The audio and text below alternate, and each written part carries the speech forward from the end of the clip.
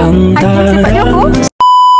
Jom jamah sikit. Hari ni kita nak jamah kat mana? Hari ni kita jamah di Talur Lahil. Peringatan masa video ni mungkin tak sinkronis, tapi korang dengar jelas sampai habis. Alhamdulillah, terima kasih Talur Lahil sebab invite kaki jamah. Wow, seronok betul. Macam-macam ada makanan dekat Talur Lahil punya open house ni tau. Ada kambing golek, ada pelbagai jenis dessert, ada sate, ada rojak buah, ada nasi biryani, nasi putih, lauk-lauk kampung, lauk-lauk kahwin, semua ada. Lepas tu yang bestnya dekat dalam dewan ataupun event hall dekat Talur Lahil ni sangat-sangat orang kata selesa.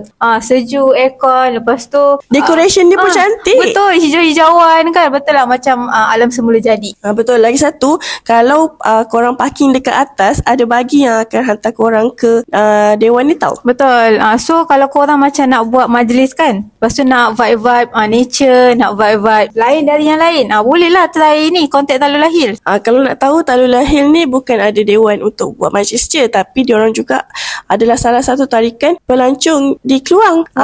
Yang mana diorang menyediakan penginapan, ada juga ladang untuk tanaman sayur-sayuran dan buah-buahan. Tak lupa juga dekat Talur Lahil ni ada haiwan ternakan seperti kambing-kambingan, ayam-ayaman, itik-itikan, angsa-angsaan dan juga lalat-lalatan. Betul. Lepas tu kan kambing-kambingan dia ada nama tau. Ada Aiman, Syafiq dan juga Anis. Yang tiga-tiga tu sangat-sangat bijak. Tapi saya paling suka dengan Syafiq sebab Syafiq tu comel. Warna dia warna coklat putih. Betul. Pasal nanti bolehlah tengok dekat Lek Singgah. Nanti korang datang Talur Lahil, ambil gambar dengan Syafiq tau. Okey, lepas tu dekat Talur Lahil ni juga ada banyak spot untuk OOTD.